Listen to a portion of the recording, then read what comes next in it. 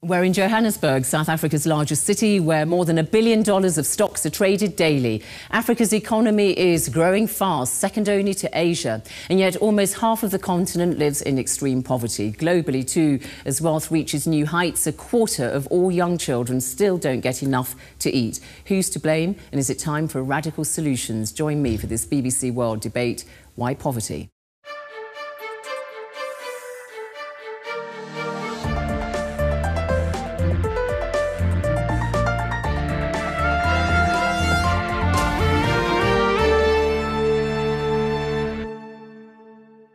Hello from Johannesburg, I'm Zainab Badawi. We're talking poverty, inequality and why, despite all our advancements, technological progress and increasing wealth, this is a twin scourge which still plagues the 21st century. Our panel, Tony Blair, former British Prime Minister who counts his Africa Governance Initiative amongst his many pursuits and activities since leaving office. Obi Ezekwesili, former Nigerian government minister until recently. She headed the Africa Department at the World Bank and is now leading a new Africa economic initiative for the Soros Open Society Foundations. Vandana Shiva, a scientist and grassroots activist from India who champions the rights of small farmers and who is never afraid to speak passionately against prevailing ideas. And lastly, Maletsi Mbeki, South African author of Architects of Poverty, Why African Capitalism Needs Changing. He's also chair of the South African Institute of International Affairs. Also in the studio is an invited audience of business leaders, academics, activists, students, and people from diverse communities here in South Africa and also further afield. Welcome to our panel and our audience. Now, before we start our debate, let's look at an excerpt from a film. Together with this debate is part of a global event hosted by the BBC and 50 other broadcasters reaching an audience of 500 million people. Why poverty? Hello. One of these people are you. You've had a long day at school. Or was it the office? Now you are home. Relax. Maybe you want to watch television. These people live in constant fear of eviction. They had already been forced out of previous slums. In this place, people die so we can get mobile phones. You've heard it all before, haven't you? Children working as slaves. You feel a mixture of sorrow and cynicism. The world is richer than it has ever been, and yet there seems to be more poor people than ever. Economies have been on the edge of a financial and economic precipice.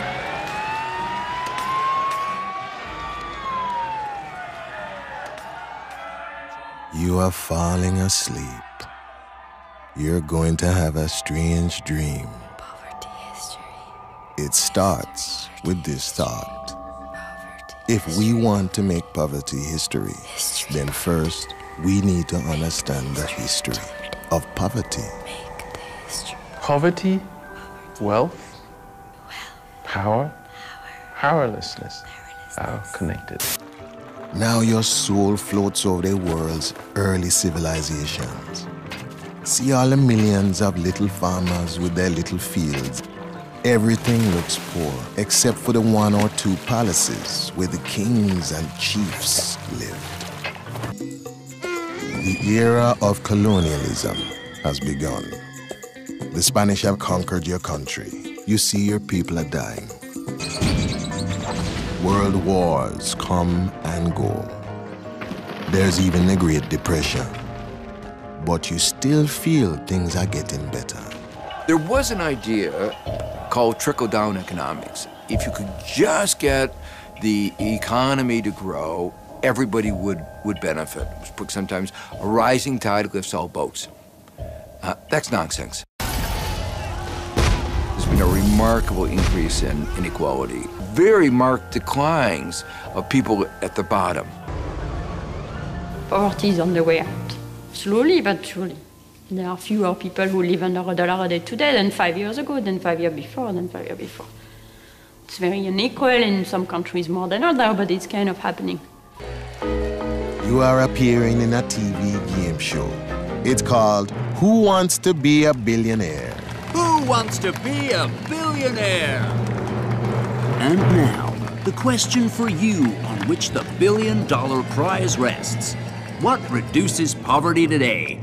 Is it A, aid, B, communism, C, state spending, or D, globalization?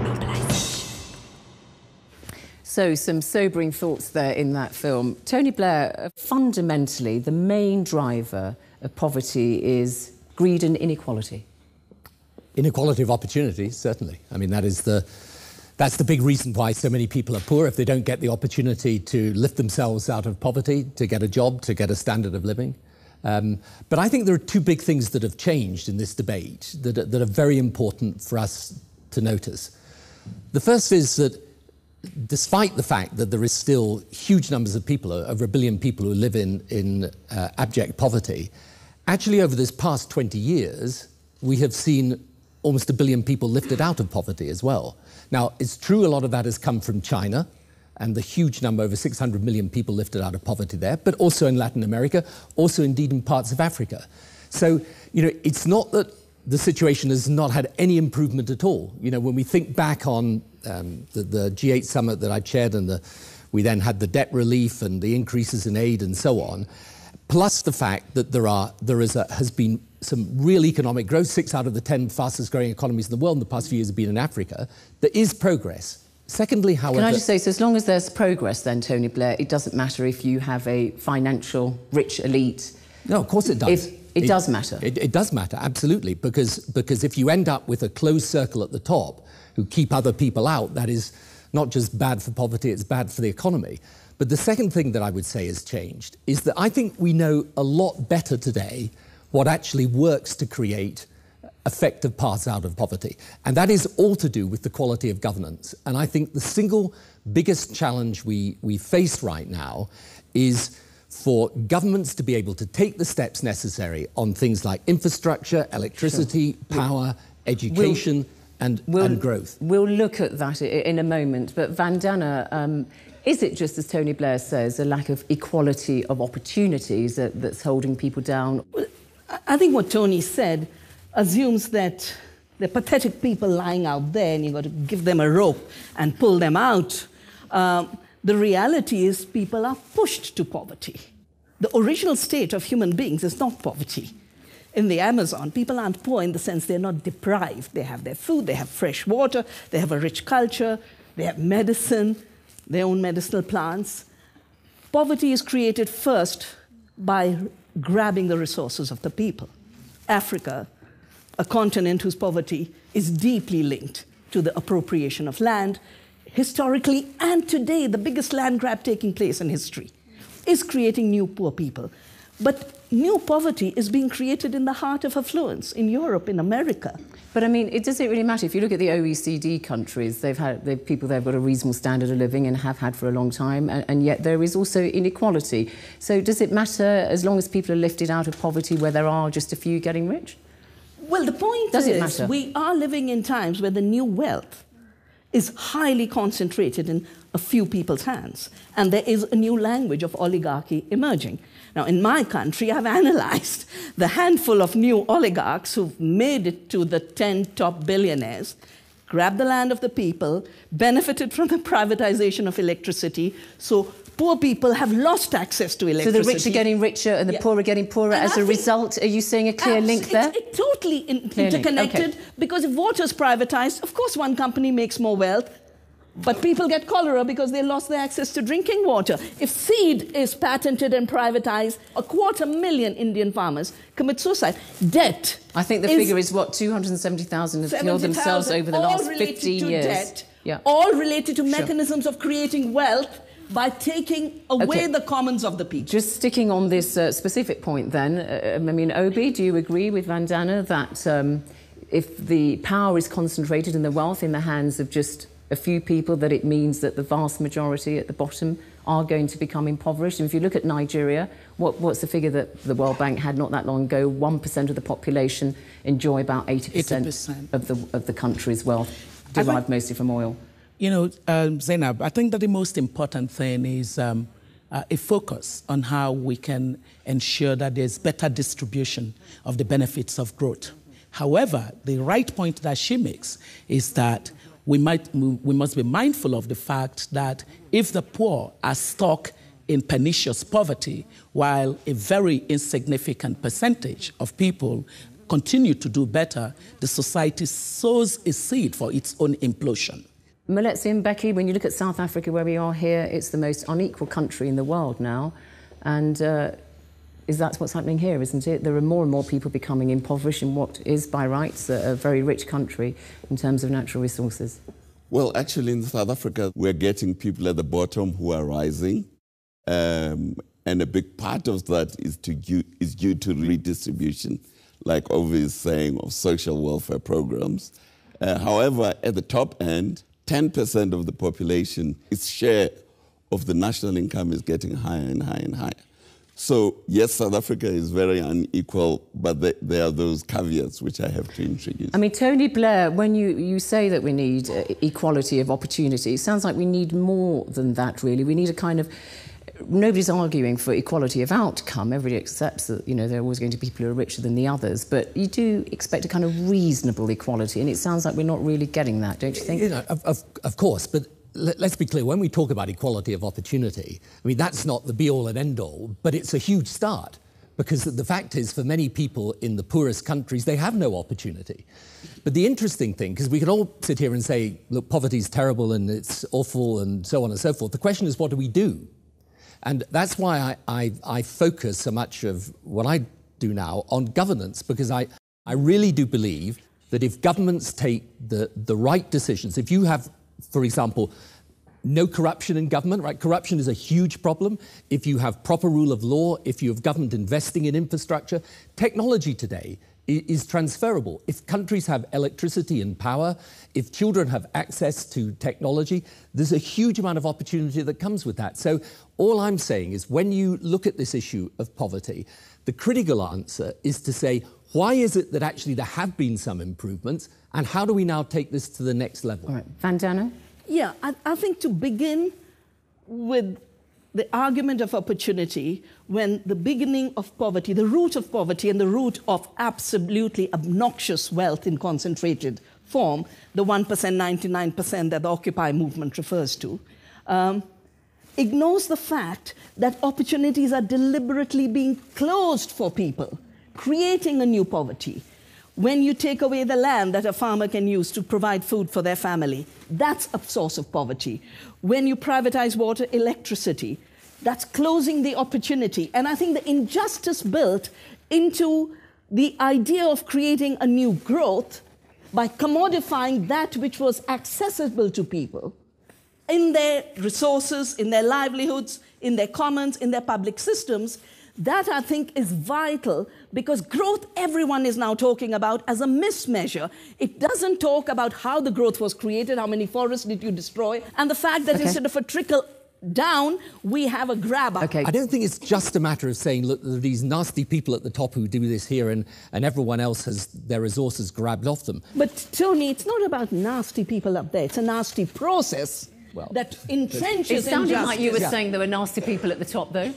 Not all rich people are nasty, are they? No, I don't think they have to be Some extra create bad wealth. when the system allows them to grab the resources is, of the people. But I think the most important issue really is this. India, like China, has had very high growth figures. In this period of high growth, India beat Africa in the number of hungry people. We become the Republic of Hunger. Why? Because land was taken from people. Why? Because our public universal system of food distribution was destroyed. We'll come to food in more detail, Van Dana, but Obi wants to come in here and then I'd like to go to the audience. I think the point I would like to make is that... To whom in particular? To Tony or Van Dana? To both of them, actually, because both of them are coming at it from angles that can find a common ground at some point. You've got your mediator here, you see. That's great.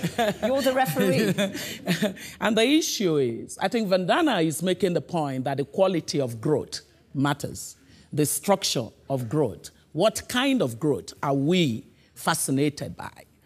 The truth is, we have seen the limits of growth that is jobless, would not offer the opportunity for increased income, which is exactly what you need for the poor to be able to lift themselves out of poverty. So, that being the case, what we should be spending a lot of time trying to understand is how is it that we can diversify the sources of growth? I think Ovi has put her finger on the problem of poverty. It's actually inequality of power. You have people with more power than the others, and therefore they have more access to the opportunities that Tony is talking about and to the resources that she is talking about. And in my own country, in South Africa, this is very, very clear. South Africa, in the middle of the 19th century, David Livingstone came here, and one of the things that struck him was the health of the African population. And David Livingstone was a doctor. And he pointed out that the South African black population is much, much healthier than the British population.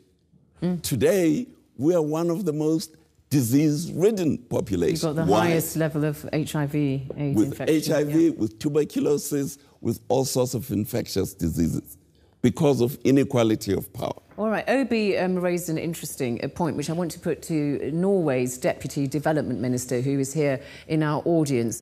So is it very much that the Norwegian, indeed the Scandinavian model, is to have a high level of taxation whereby you redistribute money from the rich, whoever they are, to the poorer members of society? Well, I think, first of all, the very fact that there is inequality in a society is a venom for society. It erodes trust between people, and the erosion of trust is also the beginning of the decline of the economy. And this is something that economists have now been left aside out of their economic models for years. And I think now they're starting to realize that trust is an integral part for a thriving economy. When it comes to Norway, I mean, there are two major ways of redistribution. One is employment. Another is taxation. We have a very high taxation level, and we do our best to try to redistribute that income. But if I can mention a third, which I think is even more important, and that's the issue of including women in the workforce. I mean, we see today, I mean, we're in an oil country, and we'll come back to that, but in Norway, we've calculated that the fact that 3 out of 4 Norwegian women are in the workforce means adding to the economy much more than the entire oil wealth, past, present, future of Norway. And that is the most important equality indicator. We'll come to oil in a moment. I just want to come to the audience on this. Dipolo, you are an activist here in South Africa on this issue of the need to have some kind of gender equality is vital in so many ways. It is, but I also think that we need to be very clear on the structural origins of inequality, including gender inequality. We're very good in terms of talking about the figures of where women are not, but we need to understand that the labor market and international capital thrives on cheap labor, which is often women's labor. It thrives on surplus population. We also need to understand that international financial systems are, again, very unkind to women in terms of collateral, in terms of access to credit, in terms of any way of making meaningful contributions and input to the economy and becoming citizens in terms of economic agency. We cannot continue to be the recipients of largesse. We must be placed at the center of all considerations. I totally agree that you are only going to be able to increase wealth if you involve all the workforce. I entirely agree with what the Minister was just saying about the role of women and so on. But I think we've got to have an honest conversation about this, really.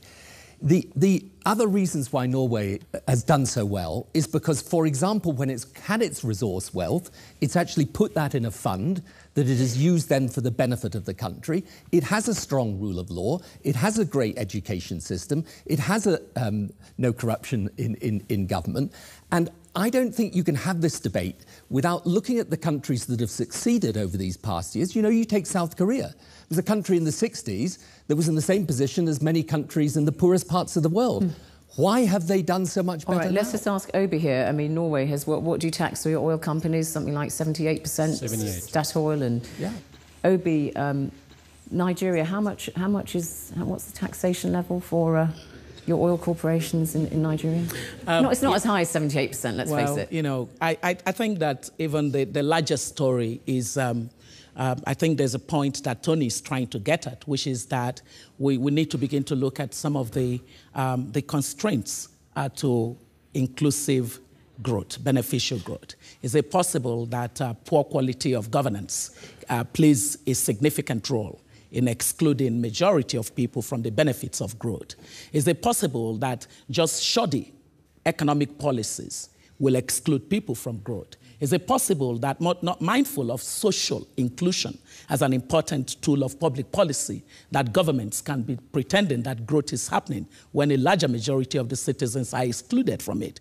But the point that we need to strike is that Africa's structure of economy has not reasonably or significantly changed from what it was at independence. Yeah, but and that's you the need point. the structure of the economy to change in order that it would take many more people in the process of its growth. Because if you look at Nigeria, your own country, as you say, huge oil wealth, it's the biggest oil producer in sub-Saharan Africa, and yet the number of people who are living on $1 a day, $2 a day is actually increased. Where is your redistribution? Your you don't tax people, you've got all that tax evasion, tax avoidance, capital flight. Zainab, your redistribution happens at the level of government agency, and that's where the issue of governance comes in. Right. So you need to be able to redistribute in a way that natural resources translates to physical capital as well as intellectual or human capital,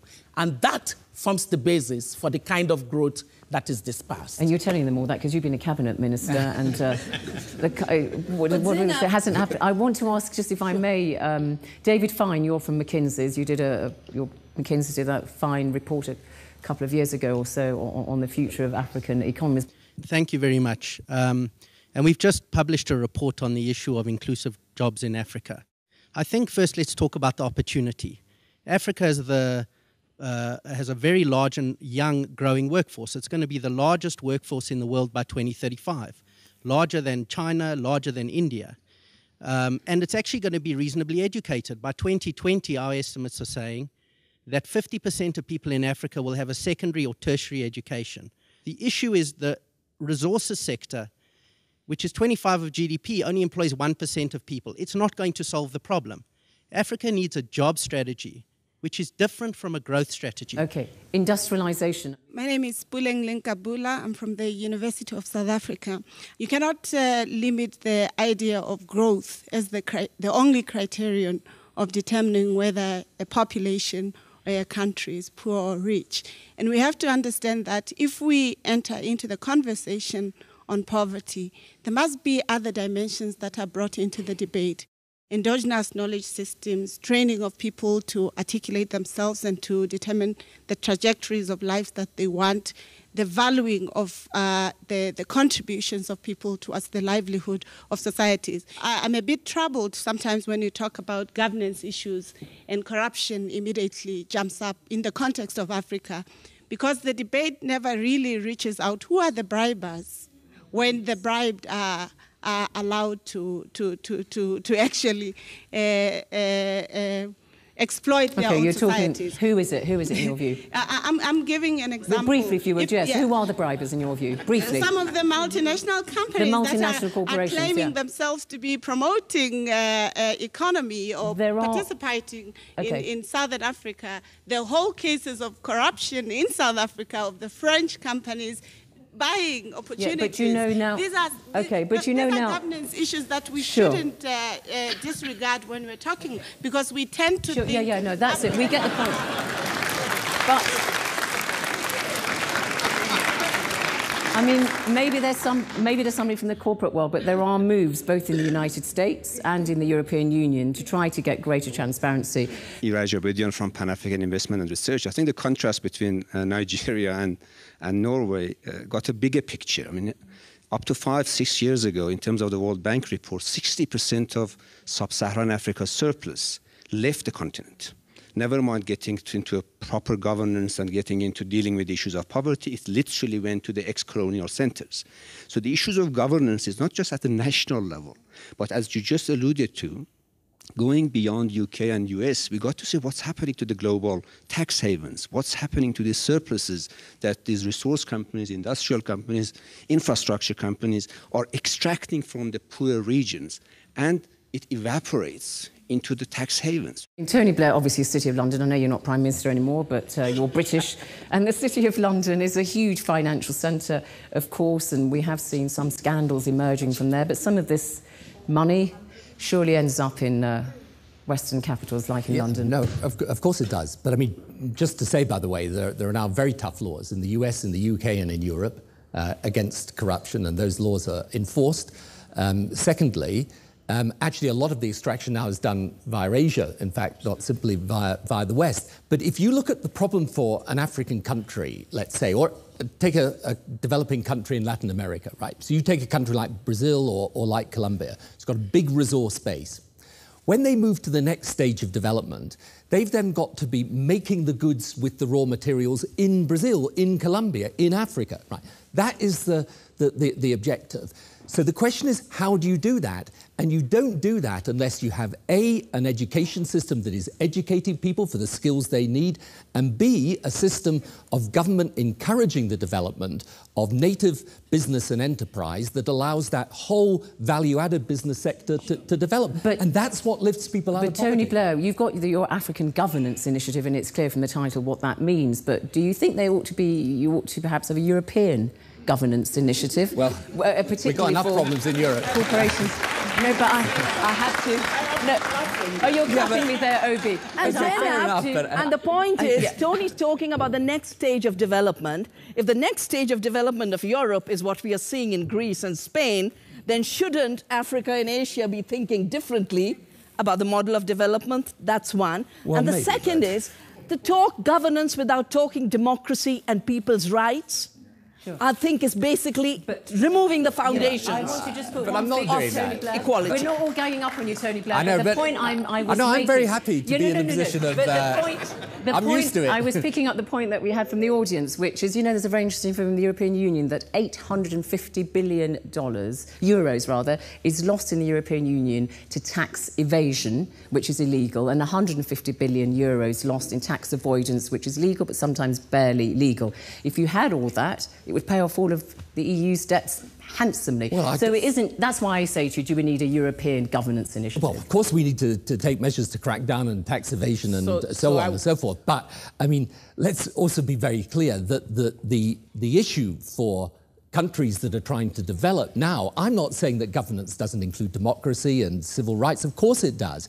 But that's all part of the same picture, which is if you want countries to grow and lift people out of poverty, then the system of governance, the policies that are pursued, effective implementation of policy is absolutely central. And that's the reason why countries, because we have examples, have moved in 30 years from being very poor countries to countries with a higher standard of living. So all I'm saying is a debate about poverty that ignores that dimension is the debate about poverty that isn't realistic. So, for example, I would say that we need to build on what we have so far achieved. Say in Africa, we now know that Africa, over the last decade, has been able to grow at an average of 5% and above. What must we now do to improve that growth and to ensure that the benefits go to more? I think you were going to reply to something that Tony Blair just said. What I want to say on that is that we must begin to look at the structure of the African economy. Agriculture is an important facet for poverty reduction. OK, you bring us to agriculture, and that's something that we will turn to now, because, of course, when poverty is so extreme that it leads to hunger, it is the most worrying issue. As our global population, in fact, expands, agriculture, which provides a livelihood to 2.5 billion people, is lagging behind population growth. And the prospect of more starving people has led many experts to call for another green revolution by the use of technology, better seeds, fertilisers and, of course, capital. But although the issue of food security is vital, there is a vast disagreement on how it can be achieved, as this film shows.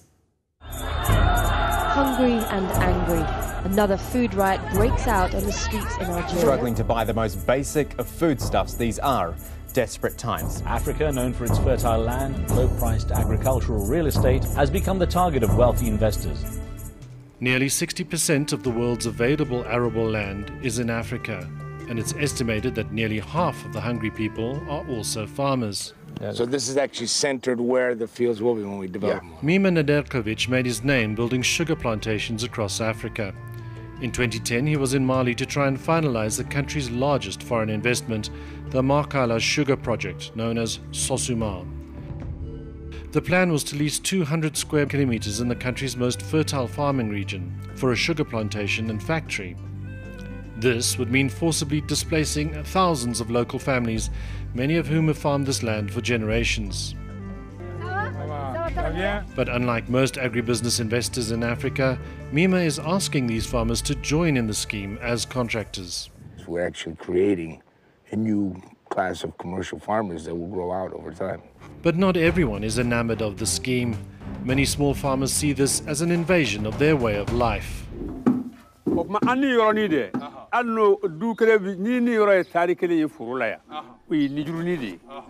The big question is, can foreign-backed agriculture be part of the solution to poverty in Africa and elsewhere? Vandana, you are known globally, not only in your native India, but you do work with small farmers all over the world and advising governments and organisations and so on. Do you think that, by and large, emerging nations, the developing world, have got their agricultural policy right? Well, the first thing is, people forget that 80% of the food of the world is being grown by smallholders, particularly women. We don't look at that. Secondly, the smallholder actually maximizes nutrition per acre. That land grab, I will still call it a land grab, even if the farmers are getting involved. That sugarcane will probably go to make ethanol, because in today's world, it pays more to divert food crops like soya or corn or sugarcane to run our cars than to feed people. You're talking about biofuels here? Yes. Oh, you're opening up a whole can of worms. So there are three reasons why this model will not be a solution to hunger. So you want to leave, but are you not romanticising the small farmer and saying stay with the smallholder and just carry on with the methods that you've used for centuries? I left physics to do work on ecological farming because I realized that there was so much manipulation of the data in agriculture. High yield seeds, actually overall per acre, less nutrition. Higher incomes for farmers. No, net income goes down. That is why the Indian farmer is committing suicide. Why are half the people in the world who are hungry? So it's a land grab. No, really it's not only land grab. It's a capital-intensive system of production that gets the farmer trapped in debt. So the farmer sells everything they grow to pay back the debt for chemicals and seeds, and debt is a poverty-creating mechanism. So it's a hunger-creating mechanism. It's a lack of proper credit or it's a lack of access to ecological agriculture knowledge. The whole world has an international assessment for agricultural science and technology report of the UN released here in Johannesburg that shows we double and triple food production by leaving agriculture in smallholders' hands, putting it in women's hands, and most importantly, the way forward. It is the only way forward. The UN admits it. The ISDG admits it. We can't. Agriculture left in the hands of agribusiness and Monsanto is not the way forward. Okay, Tony Blair, your view on that? Agribusiness perhaps leads to a land grab and leave it in the hands of the smallholder? I think it's my role of this show to respectfully disagree with Vandana there. I think you've got to start from where the facts really are. The fact is there are African countries that should be food exporters, there are food importers. There are many farmers that don't get the opportunities they have because they don't get the fertilizer and the seed and the support they need. It is a huge problem for smallholders. And I see this in the countries in which we work, where there isn't proper infrastructure, where there aren't proper roads so they can get their goods to market, and where there isn't a proper system into which they can sell their goods. So I think there is a whole series of things that, again, governments could do to ease the position of smallholders, make them more effective, make them more productive, and that's really what they want. Now, as for the agribusiness that comes in, it depends what it is. I mean, I think it's very unfair to say the guy we've just seen on the TV show, by the way, I know nothing about this project, but I think it's a bit unfair to describe him as a land grabber. I mean, it is look, people who are coming in to invest in a country, some investment can be good, some can be bad. But we shouldn't categorize all investment that comes in as bad. And some of the intellectual capital that will come in with major companies who are able to invest in countries will do the country a lot of good and will help its development. Well, this was the argument for Madagascar. And the government was thrown out because they handed over a billion acres. Specific comments. It brings in innovation, it brings in much needed But capital. the wrong kind of innovation. We don't need more toxics in our food. We don't need more monocultures. We don't need more farmers driven off the land. Not everybody is bringing, nobody's talking about GM, the Food and Agriculture Organization. No, but the chemical fertilizers are an obsolete technology that came out of the war. There are much more sophisticated ways to renew soil fertility. I think that one of the things I found with farmers, because I had to interact with them a lot as vice president at the bank, they really don't care so much about the ideologies. They don't care where you come out on the ideology. The farmers are asking for access to the things that would increase their productivity. What we saw there about Mali, actually most of the agricultural wealth in Mali is in livestock.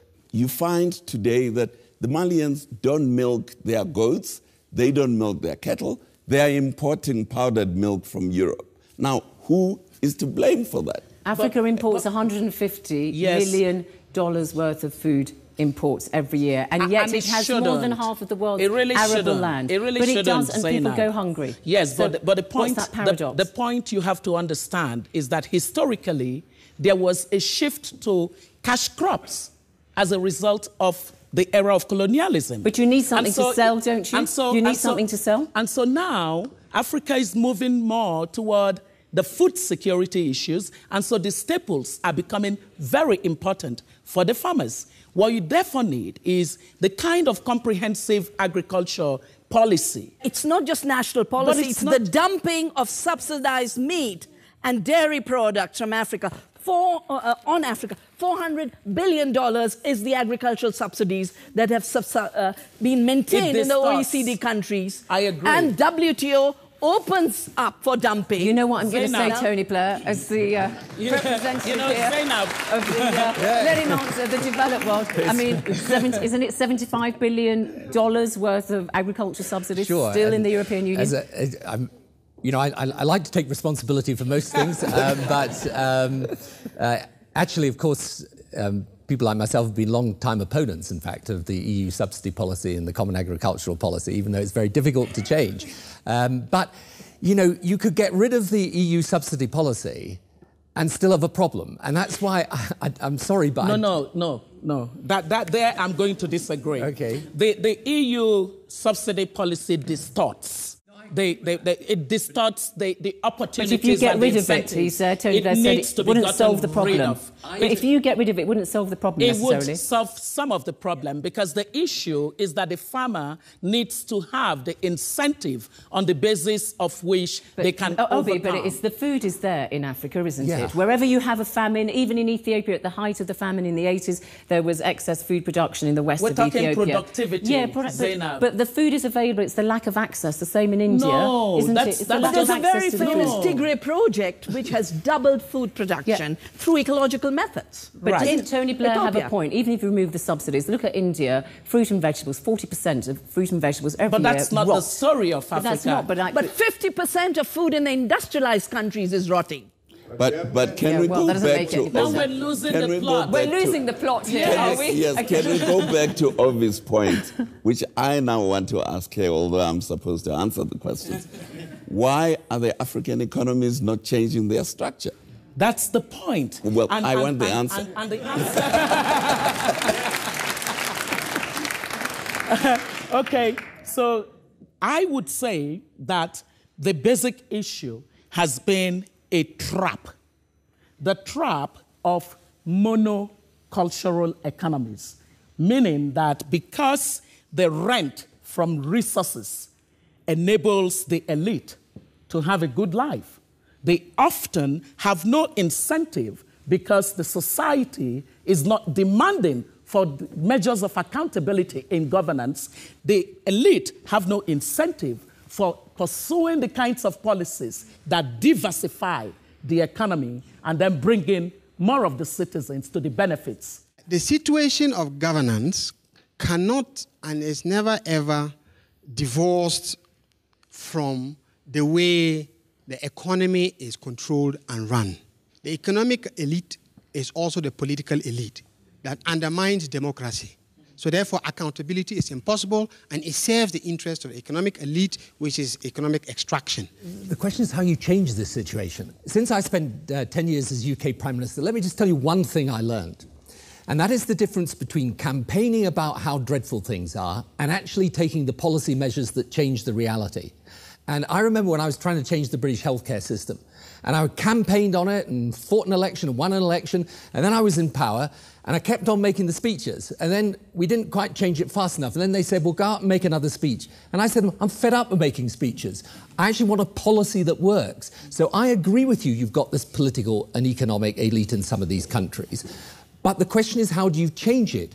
And you change it in part by making sure you open up the system, put in proper rules, have measures against corruption, have proper rule of law, and start to change your country.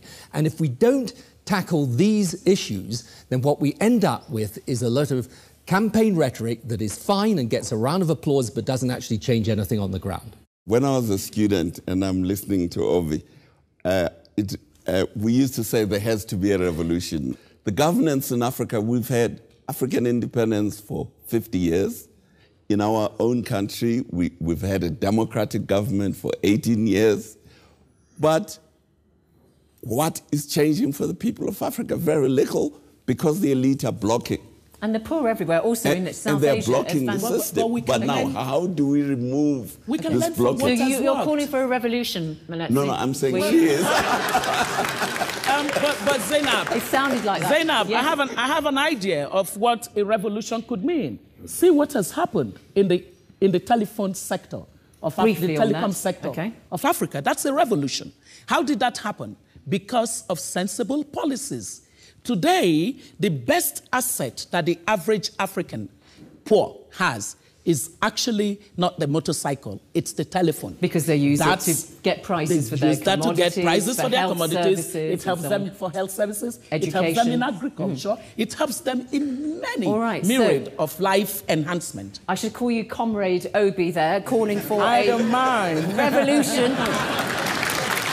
So panel, just some final closing thoughts from you on our debate, why poverty, why it has persisted, and how you think we can best go forward to ensure that it doesn't stay with us. Obi.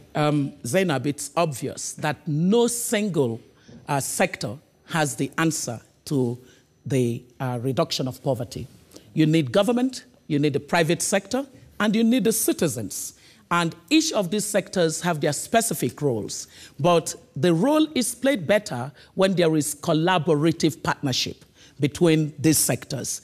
And I would come out on the side of governments must have the right systems of governance, and they must be accountable.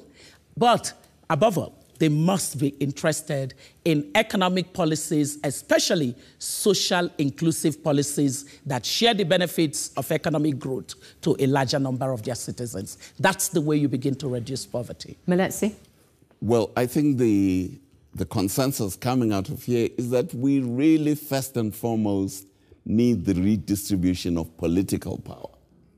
As long as we don't have a redistribution of political power that incorporates the people at the bottom of the pyramid, we will never overcome poverty, because the ones at the top of the pyramid want to keep it that way.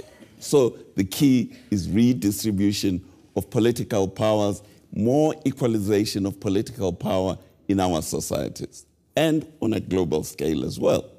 Vandana? We are in the land where apartheid was created and apartheid was put behind. And we are now in a moment of human history where there's an ecological apartheid being created, where more and more of the resources that generate livelihoods and lives are being concentrated in a few hands. So the first thing we need to remove poverty is more equitable distribution of resources, whether it be land or water or seeds or biodiversity, or in the climate issue, our equal share to the atmospheric commons.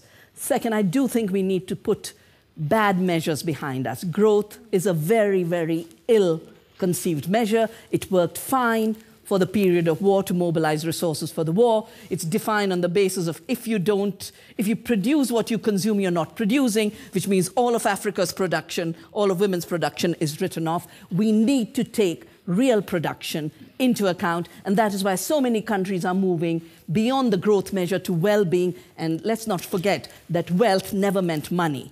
It meant well-being. That's where we need to move. It'll come from justice.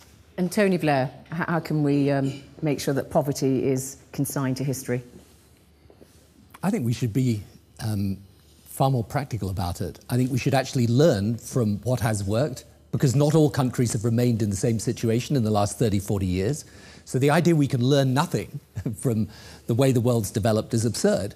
We've had major developments in Africa, in Latin America, in Asia. Learn from them. Learn from what works and what doesn't. And realize that at the heart of this will always be politicians taking difficult decisions, but those decisions are better taken and they're more likely to lead to the outcomes we want if they're taken within systems that are democratic and accountable, that are open, that are honest, and where there is a focus on policy making that is practical and evidence-based, less about ideology, which I think is very much a 20th century thing, and far more about what actually works and how can we make that work and do the best for our people. And, you know, one of the things I again learned as Prime Minister when I was listening earlier to talking about the grassroots, that's fine. You know, people always used to say to me, listen to the people, and I would say, I am, but unfortunately they're saying different things. So it's not always easy to do that. In the end, you've got to have decision makers, but if you have a system of government that is open, honest, and effective, you're far more likely to get the decisions that benefit the people. And a responsible private sector. I agree with that, Obi. We've finished on a point of agreement. Tony. Panel, thank you all very much, and indeed also to my audience here in Johannesburg. That brings us to an end to this debate on why poverty. The reasons why it still persists are clearly many and varied, but what is obvious is that there has been a collective failure to make the required effort to eradicate poverty once and for all. From me, Zainab Badawi, in Johannesburg, wherever you're watching, goodbye.